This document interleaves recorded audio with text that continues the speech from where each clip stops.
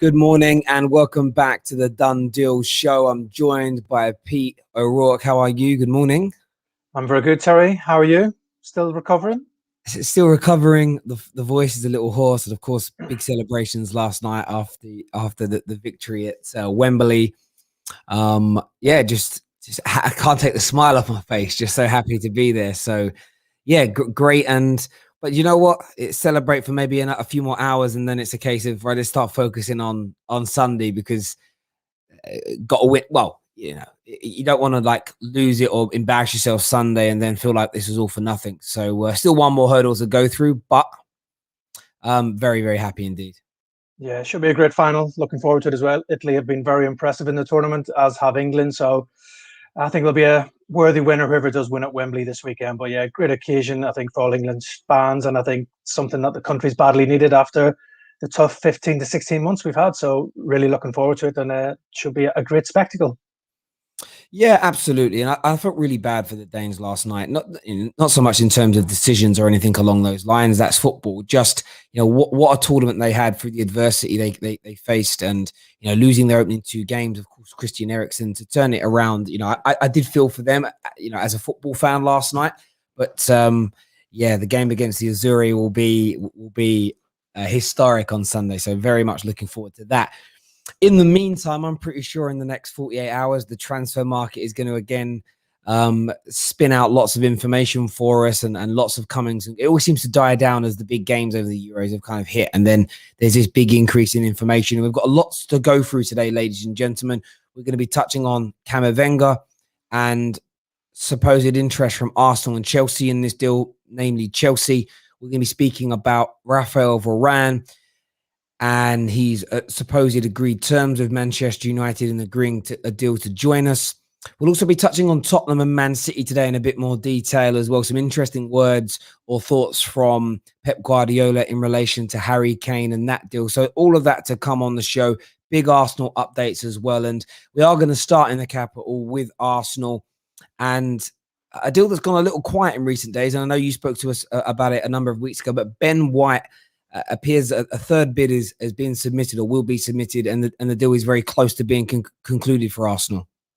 Yeah, still fully expect this deal to go through for Ben White to make the move to Arsenal. Obviously, he's away at the Euros with England right now, so that's holding up any potential deal being done. But I think as soon as the Euros are finished, maybe Ben White will be looking to tie this deal up quickly. He'll be going away on a short break as well after being away with England at the Euros. But we all know he's Arsenal's top target this summer. They want to get this deal done. They've had a couple of bids now of 40 million, then another one getting closer to 50 million that Brighton have so far rejected. But I think two clubs still in negotiation, still talking, and I would expect this deal to get done at just maybe over 50 million plus add-ons.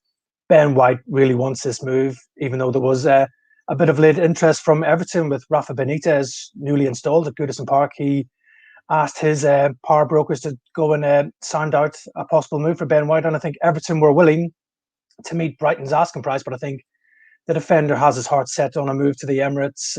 I think he wants to stay down south predominantly as well. So that puts Arsenal in a real good position to finalise this move, Terry. I know from speaking to a few people that he's been telling some of his England teammates that the deal is pretty much done. He expects to be an Arsenal player for the start of next season, and a very good signing and a good addition to this Arsenal squad, and a good start for Mikel Arteta probably in the transfer window as well. Absolutely. And you mentioned there just over 50. I read that it's going to be somewhere in the region of around 55 million pounds sort of all in. Would that be about right from this point? Yeah, I think that's probably the right figure we're talking about. Started off at 40 million with a bid that rose to about 50. So I think, as you said, in between 50 to 55 million should get this deal over the line. Brighton were obviously keen to keep hold of Ben White, but I think once Arsenal came in, the player indicated that he would like Brighton to consider the offer and let him move on for his own aspirations to play for one of the big clubs in England, which Arsenal are. And now they're hoping with Ben White, they'll be back in there fighting for a top four spot, getting back in the Champions League. A very good young English player who obviously had a good season for Brighton last year in the Premier League. It is a big fee, I suppose you could say, but for Brighton, they've done well out of this deal. Young player that they've helped develop now, sold him on for a huge profit, and they'll be looking to reinvest that in their squad. But I think for Arsenal, big positive for them is to get a big name signing like Ben White, who's got real potential resale value in the future. If he does really well for Arsenal as well, there's nothing to say that he couldn't move on and maybe move to one of Europe's elite clubs if he continues his rise. He's very highly thought of within the England camp, also within the Brighton camp as well. And Arsenal see him as a potential long-term future star for them. So 50 million in the current market seems big, but I think over the term, it could be a good deal for everybody involved. Yeah, absolutely. And that one, I suppose nobody expected England to still be in this tournament. So maybe there was an expectation of this, us maybe going out a game or two ago, and then the sort of the transfer speeding up. Another name which is kind of it's been linked and deal's been agreed and done. Medicals due now for Albert Lokonga to join up and become an Arsenal player. That's very much a formality now, I would assume. Just waiting for medicals to be done, and then you'll see him holding the new shirt.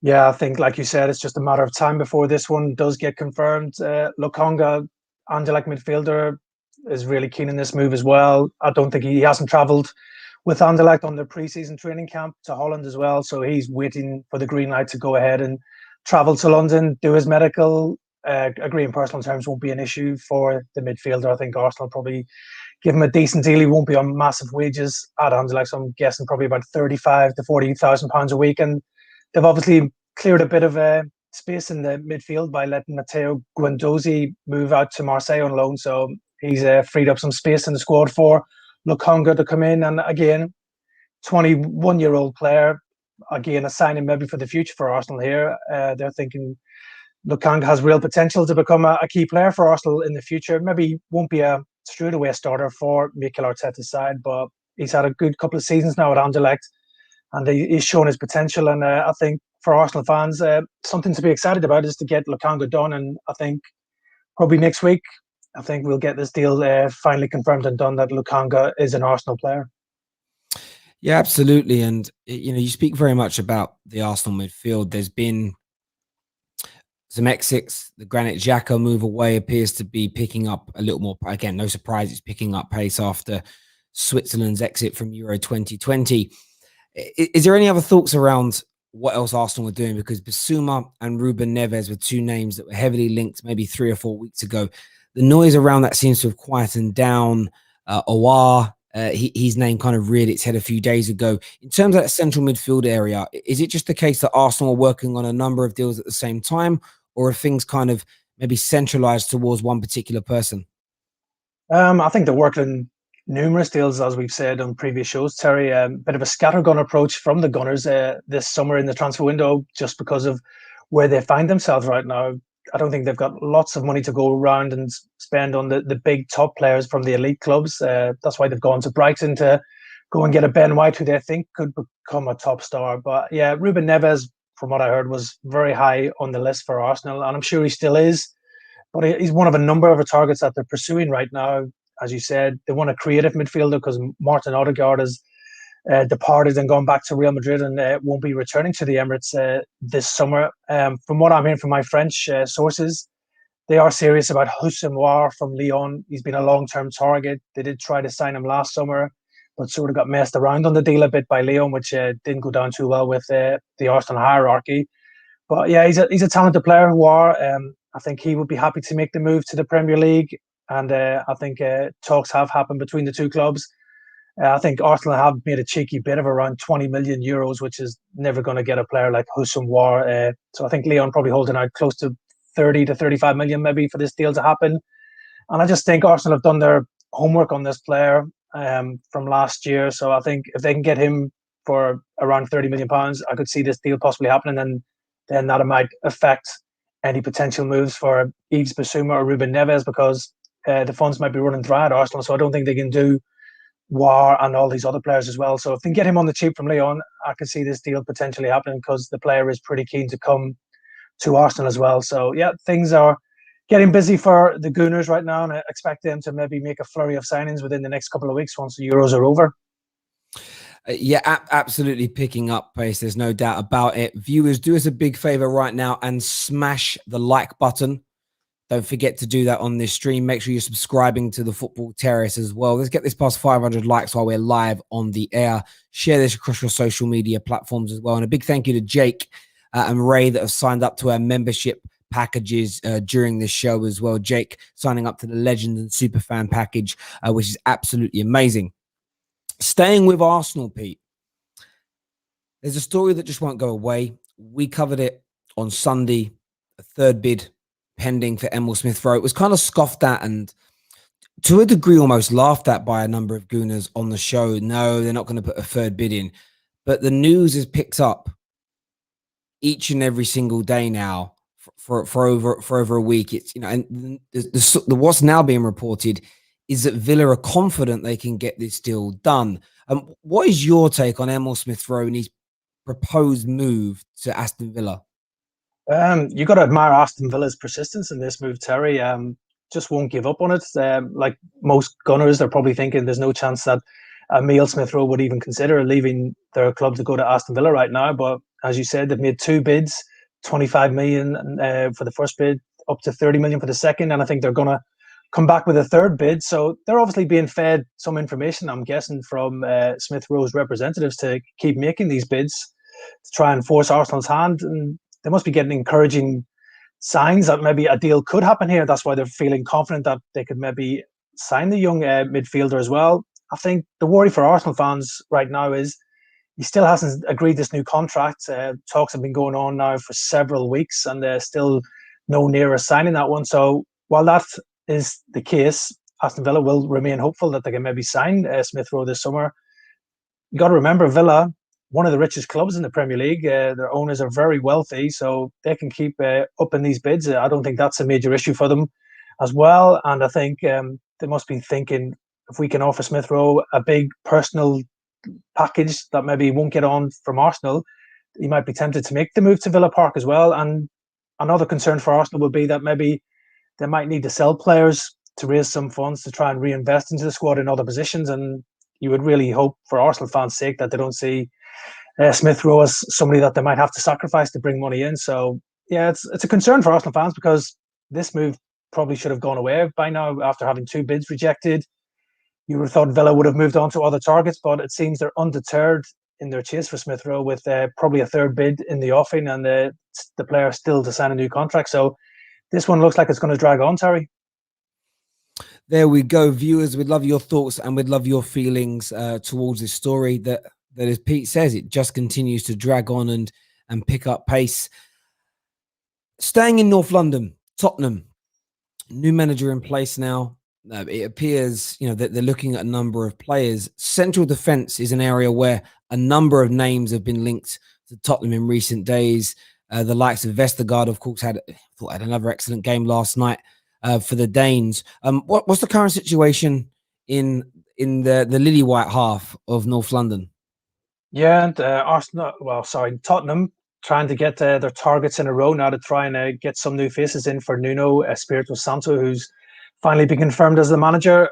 Regards Vestergaard, they've held a long-term interest in the Danish international. I heard way back in March, even when Jose Mourinho was still in charge, that Vestergaard was pretty high on their list of targets that they wanted to bring in. He's very good in both boxes. We saw against England last night. He's good on the ball, commanding defender in both boxes. And importantly for teams right now, he can play either right-sided centre-back or left-sided centre-back. So makes him a key addition for anybody who wants to bring him into their defence. I think Tottenham probably might want to do two centre-backs this summer. I think we all know that Toby Alderweireld is itching for a move out of Tottenham, maybe back to his native Belgium as well. So he's going to have to be replaced. And even before that news of Alderweireld looking out, Tottenham were very much in the market for defensive reinforcement. So I think the new sporting director, Fabio Paratici, has made centre-backs his top priority right now. And as you said, number of names being linked. Maxence Lacroix from Wolfsburg is the latest name to be mentioned in some quarters as a possible Tottenham target. He's been linked with Chelsea in the past as well. So he's obviously got his admirers, the young Frenchman. He had a very good season for Wolfsburg last year. I think they had conceded the second least amount of goals in the Bundesliga. And also I think he's been likened to Rio Ferdinand in his style of play. So he's earning a lot of big rave reviews. Maxence Lacroix, 21-year-old as well, so he's got room for improvement, a lot of potential there as well. But I just think this could be a hard deal to do because Wolfsburg had a good season last year, qualified for the Champions League, so they're not going to want to lose one of their top centre-backs when they're preparing for Champions League football next season as well. But yeah, Tottenham, I think they're pulling out all the stops, trying to bring in the centre-backs. Vestergaard definitely, I think, is high on the list. He's got 1 year left on his contract outside Southampton, while they've also had a long-term interest in the former Fulham loanee, Joachim Andersen, who came off the bench for Denmark against England last night. So he's at Lyon as well.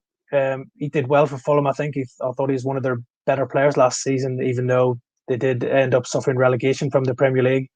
I'm sure he would love a return to the Premier League now that Fulham have been relegated to the Championship. So I think Tottenham, I would expect their business to start picking up now. And from what I've been hearing, Fabio Paratici has been working overtime since he's come into the club to try and get some deals lined up for Nuno. So I'd expect Spurs to start being busy in this window in the next couple of weeks. Yeah, there's no doubt about it. They're also linked with Arsenal, are supposedly also talking to, which did kind of the defender, the name now eludes me. Takehiro Tomiyasu. Yes. Not that it eluded me. I can't say it, if I'm being absolutely blunt. Your pronunciation's out of this world. I mean, Arsenal are supposedly looking at him. What's the latest surrounding him and his proposed move to the Prem? Yeah, I think he will move to the Premier League. It won't be to Arsenal. If he's coming to England, it's going to be Tottenham. From what I'm hearing, this deal is pretty far advanced. Daniel Levy still continuing talks with his officials at Bologna to try and get this deal done. They've had one bid rejected between 12 to 13 million. I think Bologna are holding out for 15 to 17. The player is very keen on this move to Tottenham as well, which is a good sign for them. Fabio Paratici has been really keen on the Japanese international. He knows him from his time in Italy as well. He thinks he could be a real good addition to the Tottenham side next season.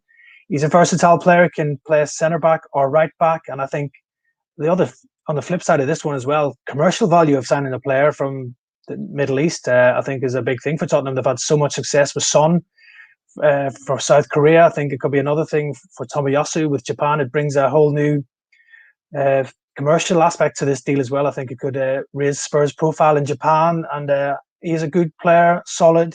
And I think Tottenham know he's relatively cheap as well in the current market. If you can sign somebody like Tomiyasu, who's been playing at a high standard for international football for Japan and also in Serie A with Bologna for under 18 million, I think that represents a good deal. So despite the links with Arsenal, I think they had a bit of interest in him previously, but I think Tottenham are too far down the line for this deal not to happen. Yeah, I hear you on that one. And as you say, that with Paratici, they've got to step up the work now. Pre-season is pretty much here. Some teams are already in pre-season training, and the Euros will end Sunday, and then I think that's when the pressure is really going to mount up on clubs, football directors, whoever's in charge of transfers, because especially, I'm not too sure what's going on in other countries because we're not there, but I think everybody's very much distracted by England right now. And Sunday will happen. Win, lose, or win or lose, you can't draw it. Win or lose that game, there'll be a day of celebration or almost mourning, and then it'll be right. What's my club doing? So yeah, it's right they're doing this kind of work, and it's like you've been in the industry over 20 years. It's a case of the pressure is really going to mount up. And it does appear Spurs are looking at some really talented defenders to really bolster that back, because that's what a lot of Spurs fans said last year, that it was the back line that was the issue. Yeah, no, they struggled defensively last year. I know there's still doubts surrounding Davinson Sanchez as a Spurs player. He's not really done it for them. Eric Dyer played centre-back on numerous occasions last season as well, and didn't win over a lot of the Spurs fans with some of his performances.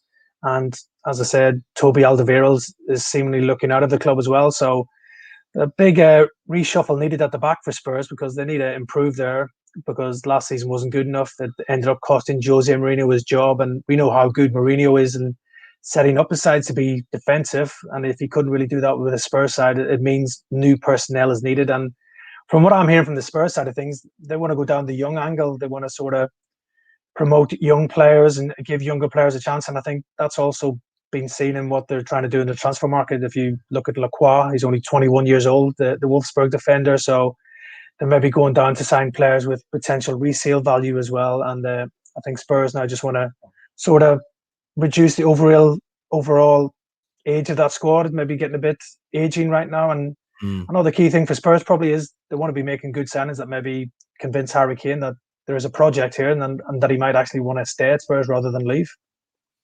Absolutely, and that's got to be number one. I mean, for Nuno to come in and lose Harry Kane straight away, it would feel it would just be, it must be a weird feeling. Like, of course, he's going to focus on his job, but imagine you join Tottenham, but within the same summer your best player leaves. It's a bit, I suppose, a little bit like Lampard. He takes over Chelsea and his best player leaves straight away, and Eden Hazard. It's a great, but we'll see what happens there. That's certainly moving on.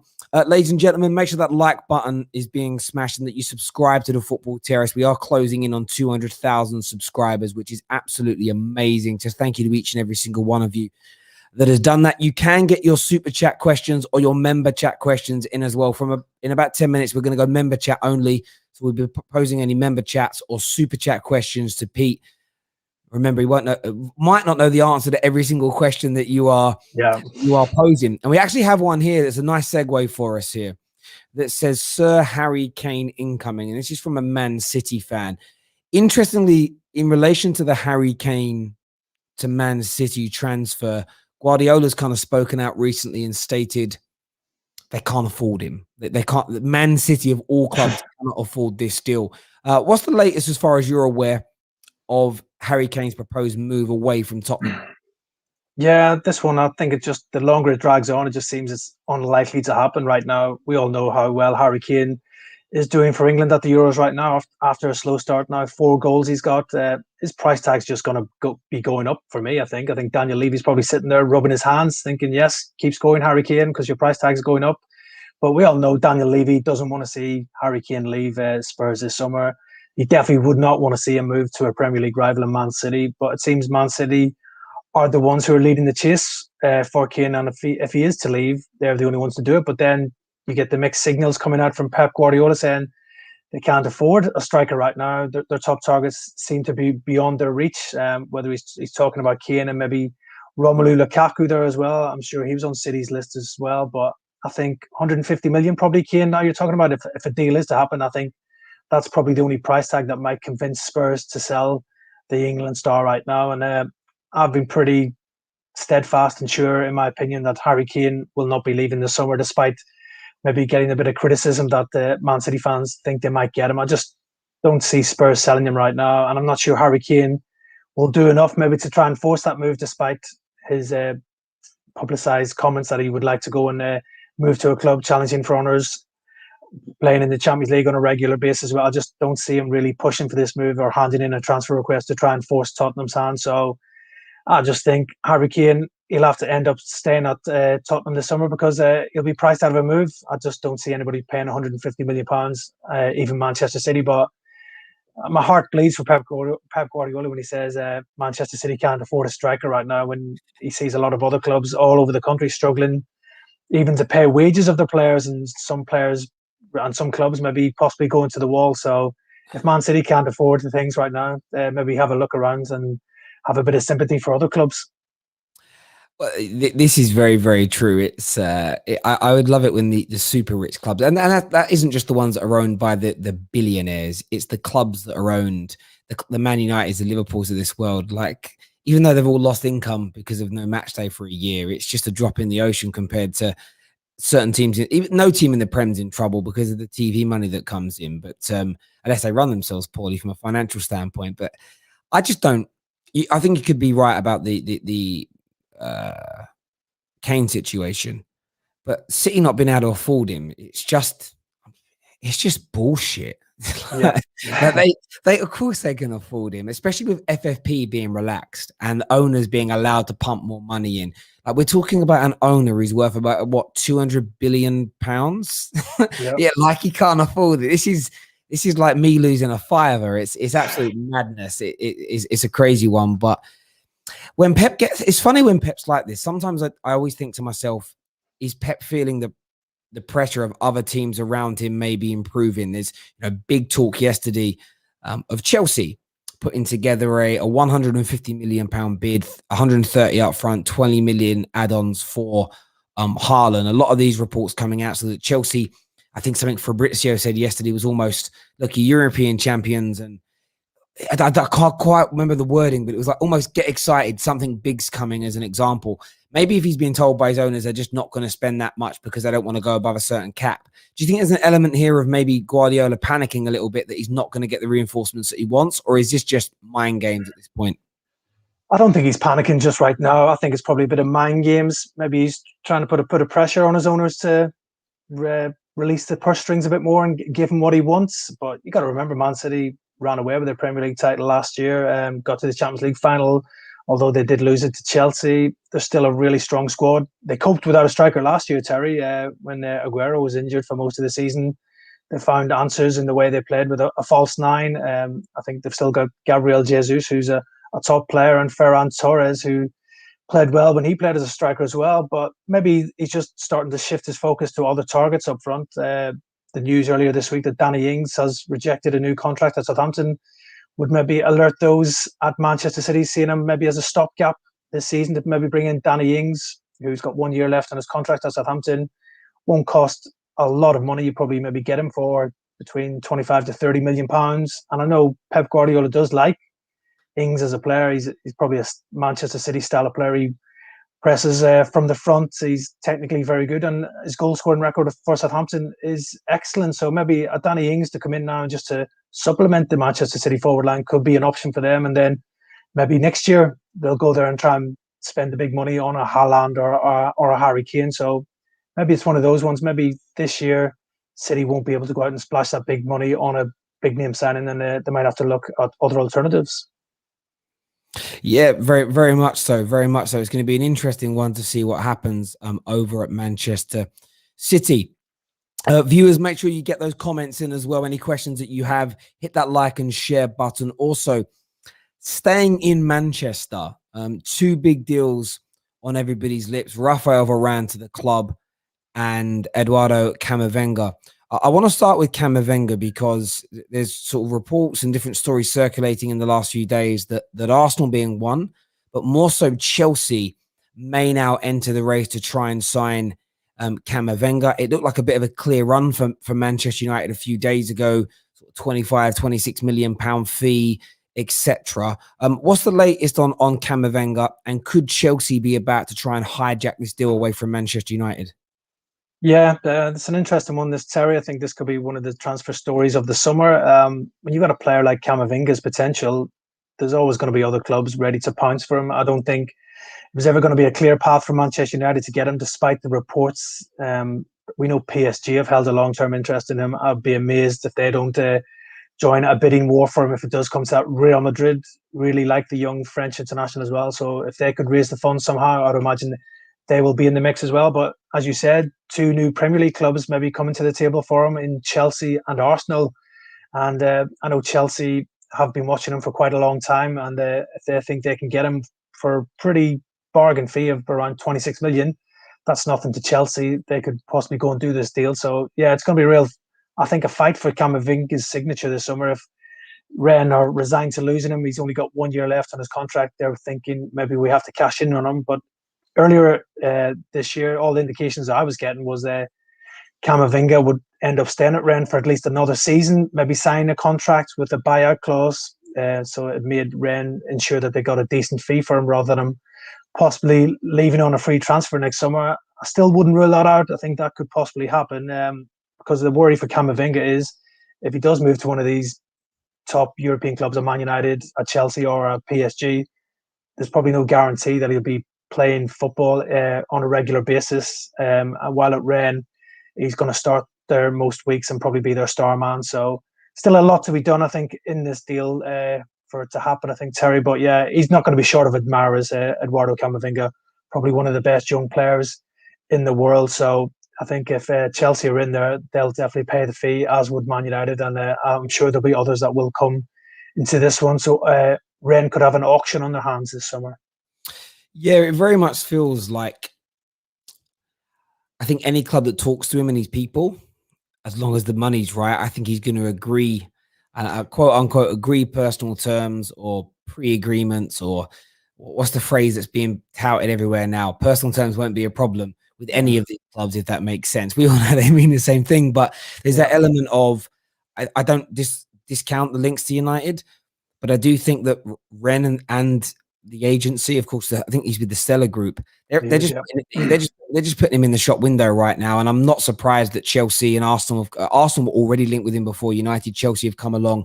They're probably, as you say, waiting for the Real Madrids and PSGs to get involved as well to see what they can raise. And then the decision comes down to Camavinga. Your thoughts around him signing a new deal? I think if he doesn't want to leave France yet and PSG don't come in, that might be the option. Get a slight pay rise this year, get a sensible buyout clause, maybe 50 million. And then, as you say, a year or two down the line, when he's a bit older, a little bit more mature.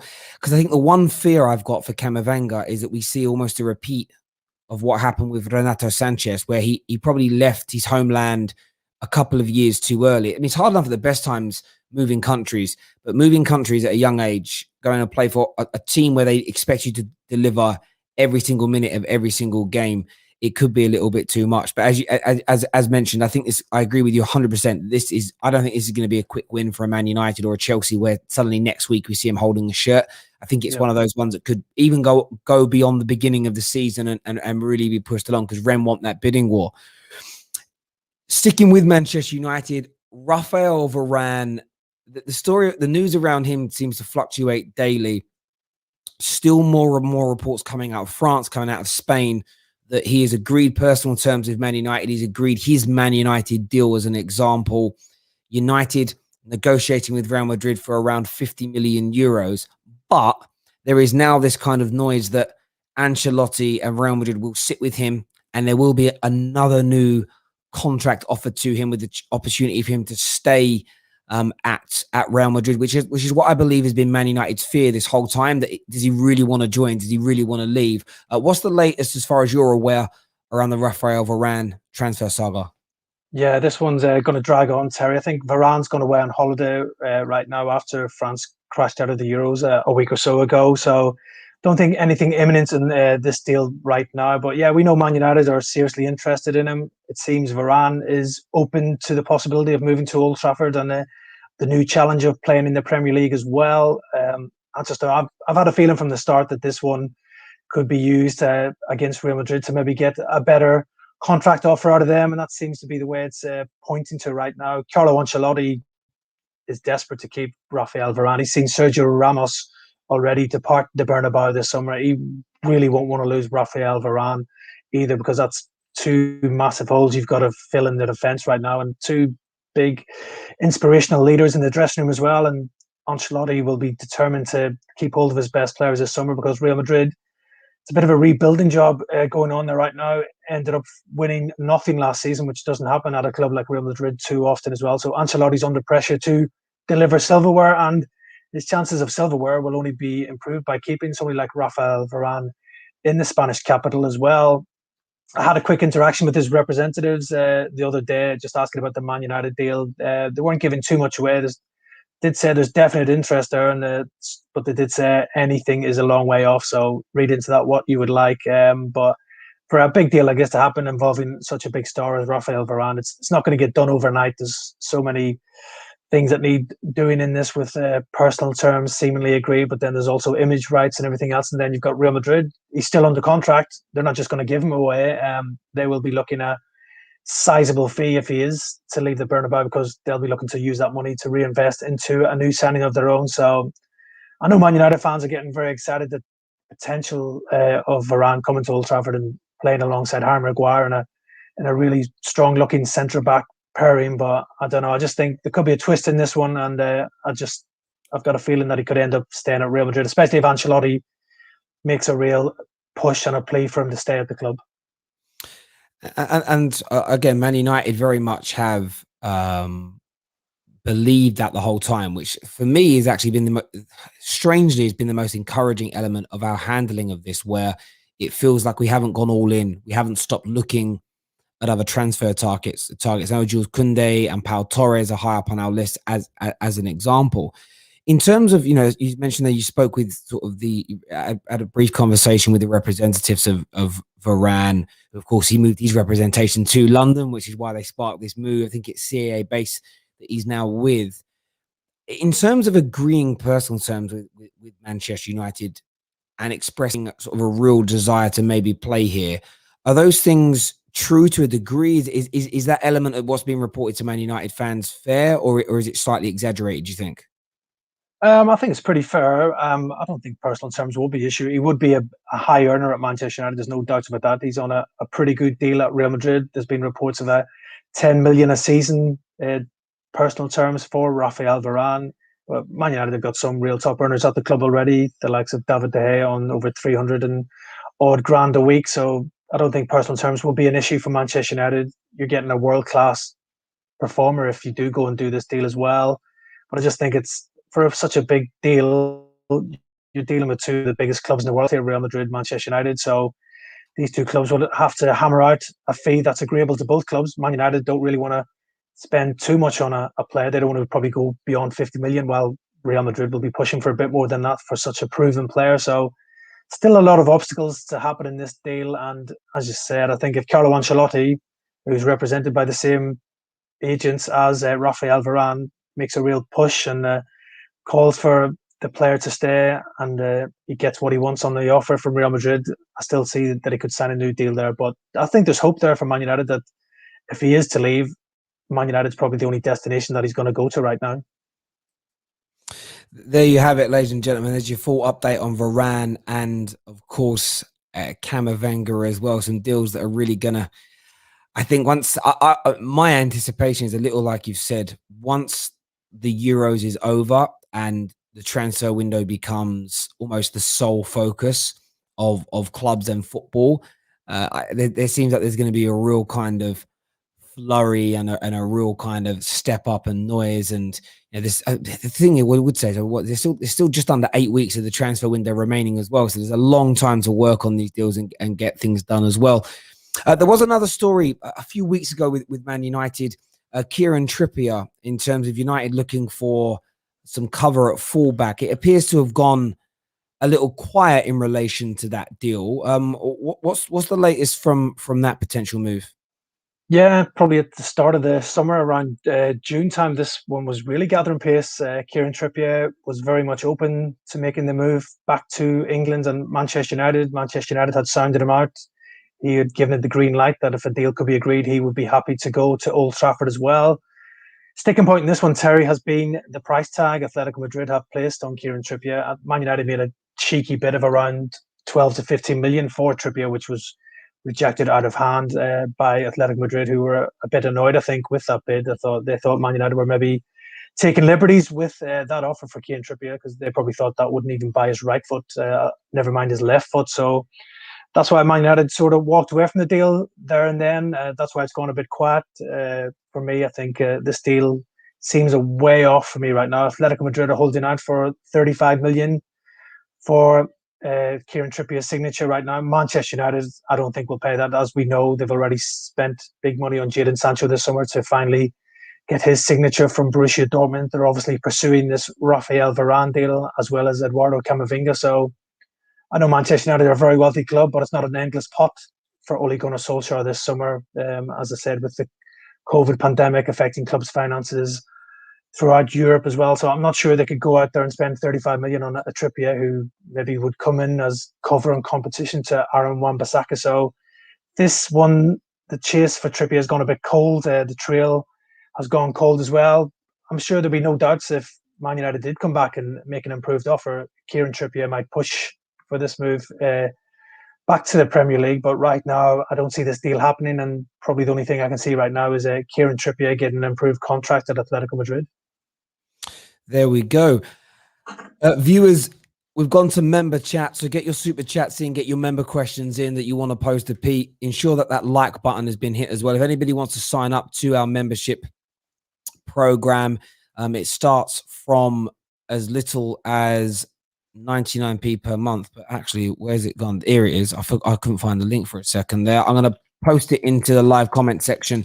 So if you want to become a member, you can do. Jake here says, I cannot see Camavinga to Chelsea. Personally, Chelsea have had a long-term interest in Bellingham, and I would think they would wait for him. I can't see Chelsea sending Billy Gilmore on loan to sign another youngster either. What's your take on that, Pete? Yeah, I know they do like Jude Bellingham. They were interested in signing the young England international before he made the move to Dortmund. So I'm sure he remains on their list. I just think if a player like Camavinga is available, you got to be in that race for him. And Chelsea are always in the market for top young players. He's undoubtedly one of the best in the world. So you're not just going to let a clear path from Manchester United to sign Camavinga. If there's indications that he would be interested in a move to Chelsea, you got to be in there for him. So I think if Rennes are willing to sell, I think Chelsea will be among the top clubs who are probably pursuing him. So I wouldn't rule it out. Yeah, there we go. This is an interesting one here. Will Donny van de Beek be sold? Yeah, lots of rumours around Van de Beek, who obviously had a disappointing debut season at Manchester United last year. Maybe not all of his own making. Didn't get many opportunities under Ole Gunnar Solskjaer last year, and obviously then he missed out on the Euros through injury. So I'm sure he'll be going back to pre-season hungry and determined to prove a point to Ole Gunnar Solskjaer that he can be the man in that midfield next season. I know a lot of Man United fans were hoping he would get more opportunities last term, but the form of Bruno Fernandes made it impossible for him to be left out and for Van de Beek to be played in his preferred position of attacking midfield. So I think I'd be surprised if Manchester United sold him right now. I think they'll give him at least another season to see how he settles into the Premier League. It takes foreign players a while to settle, as we've seen in the past. Robert Perez didn't rip up any threes in his first season at Arsenal, and then what a player he became for them. And there's been numerous other examples of players maybe not showing their best in their debut seasons and then coming good. So still time, I think, for Van de Beek to come good at Old Trafford. And I think it might be a bit of a rash decision if he was to be sold this summer. Yeah, rash would be an understatement for me. It's we got into a lot of hot water last year with some of our viewers when we suggested that players that have come from foreign leagues struggle sometimes year one, first 18 months in the Premier League. And I'm not too sure why people are upset with the comments, because this comes directly from the players themselves, both last year and this year. I was listening to a brilliant interview with Sam Matterface and Kai Havertz. And Kai just said, basically in Germany, when you play teams, say in the bottom 5, bottom 6, bottom 7, and you're one of the top teams, he wasn't trying to be rude, but he just sort of said, you play at a canter and you win. He said, but here, the team bottom, who are relegation, the worst in the league, make it so hard for you. He said he was shocked.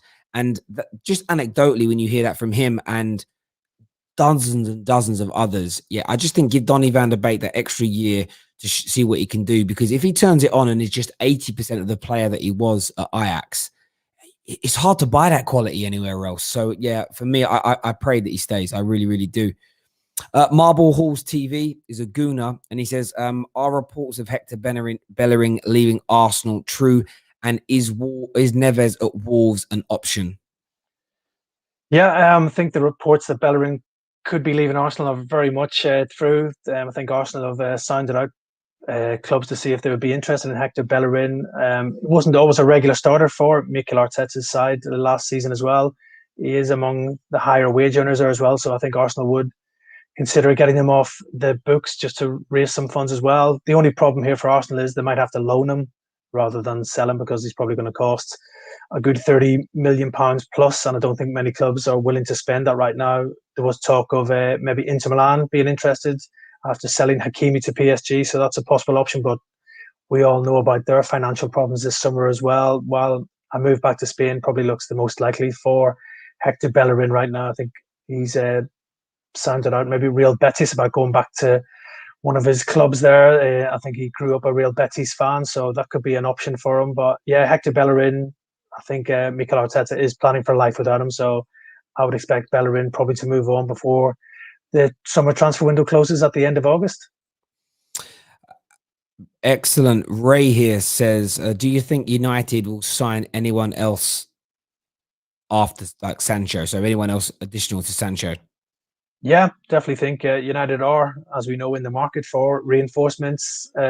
Obviously, Varane seems to be the top target right now for the centre-back. They want to bring in a proven player to play alongside Harry Maguire next year, and Varane would obviously fit that bill if they can agree a deal with Real Madrid. But like you mentioned, Terry, there is other possible targets as well. Jules Koundé, Pau Torres, and I know Sonyaku at Leicester has been looked at as well. So he could be one that's on United's list as well. But United seem to be making good progress in this transfer window with the new recruitment setup of John Murta and Darren Fletcher. Obviously, doing their bits right now. So still looking at right back as well if they're not able to afford a deal for Kieran Trippier, and then obviously Eduardo Camavinga is on their list as well for defense or for a defensive midfielder or a midfield reinforcement. So yeah, I expect Man United probably to make maybe at least 2 to 3 new signings as well as Sancho. So exciting times ahead for all the Old Trafford faithful. Excellent news. Lee here says, is the Griezmann to Chelsea news true?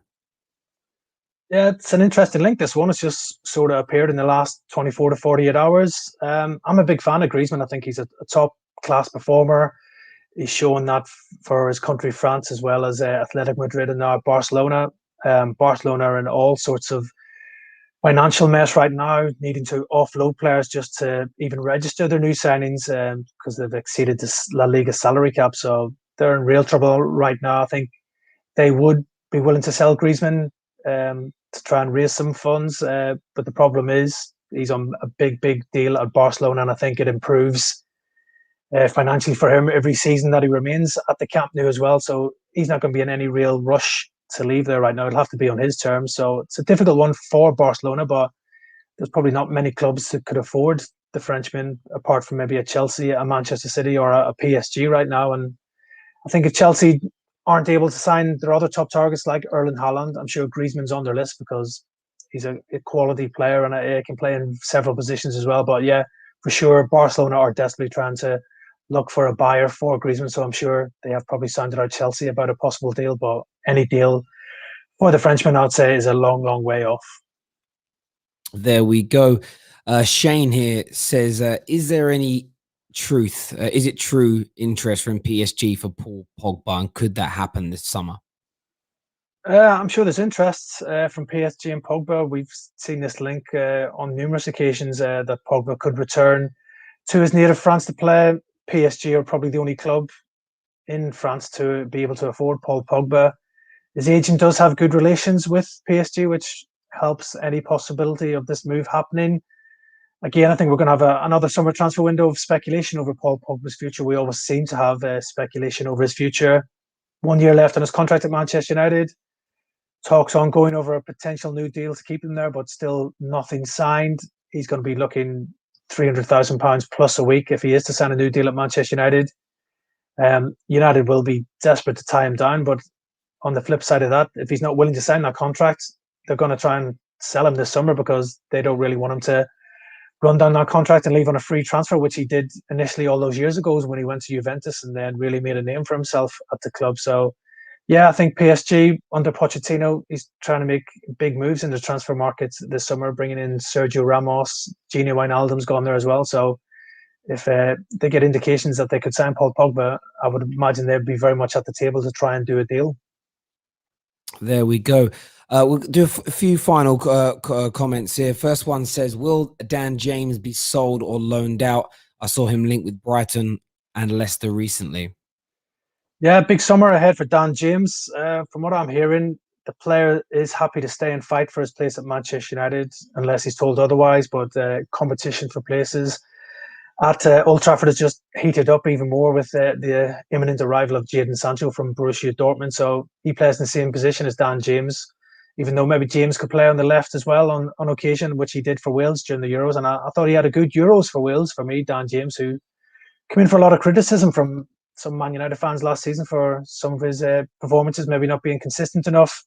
If he's available on loan, or maybe even if United are willing to sell him to get some money back for him, I'm sure there'll be a lot of takers for Dan James. Leeds almost signed him before he went to Manchester United. I'm sure they would be in the market for him, as we know Brighton have shown an interest, and Leicester also keen on the Welshman as well. So my own gut feeling, I think he'll end up staying at Old Trafford and see how it pans out for him. And he's a determined player. I'm sure he'll be looking to prove a point to Ole Gunnar Solskjaer and fight for his place despite the arrival of Sancho. There we go. Let's go through a few more of these comments here. I want to try and pick some that have not been asked already. What is the update from Lee on Rudiger's contract situation? Yeah, again, this is a worrying one for Chelsea. Antonio Rudiger was talking about his future while at the Euros with Germany, saying there's been no real progression on contract talks. I think he's happy to stay. He's enjoying life at Chelsea under Thomas Tuchel after a difficult period under Frank Lampard when he wasn't playing regularly as well. I think Rudiger really proved his worth to Chelsea in the second half of last season. He was one of their top performers, but for Antonio Rudiger's side of things, he wants to be among the top earners at Chelsea right now. He wants to be earning that bigger money that he sees other players on. So this one has a lot of legs in it. I'm sure Chelsea will sit down with him now the Euros are over, once Rudiger returns for pre-season training at Chelsea after his summer break. I'm sure talks will happen because, again, he's entering the final year of his contract and Chelsea will be determined not to lose such a top quality centre-back like Rudiger, possibly on a free transfer or even a pre-contract in January. So big deal for this to Chelsea to get done, and I think I'd imagine this deal will get done probably after the window, maybe transfer window closes, but I'd imagine Chelsea will sit down and offer Rudiger what he wants to keep him at Stamford Bridge. There we go. Listen, ladies and gentlemen, thank you for tuning in to another episode of the Done Deal Show. Please make sure you hit that like button before you leave, that you subscribe to the Football Terrace, and that you've turned on the bell notification. We did set up a brand new private WhatsApp group so that we could give you notifications to all new videos that go out. I think the group is pretty full. There is a link to it in the description below. You can go and try now. We are going to look for a new method where we can have a bigger group of you together so we can get notifications sent out for everything. Another way of being notified is by signing up to our Discord server as well. The link for that is in the description below. But if you don't have notifications turned on any of these apps, you still won't see them, will you? So it's still part of it. It's on you to make sure you're getting that done. Pete, as ever, thanks very, very much for coming on and giving us so many great updates and scoops and information today. Until next time, everybody, take care of yourselves. Goodbye. God bless. And we'll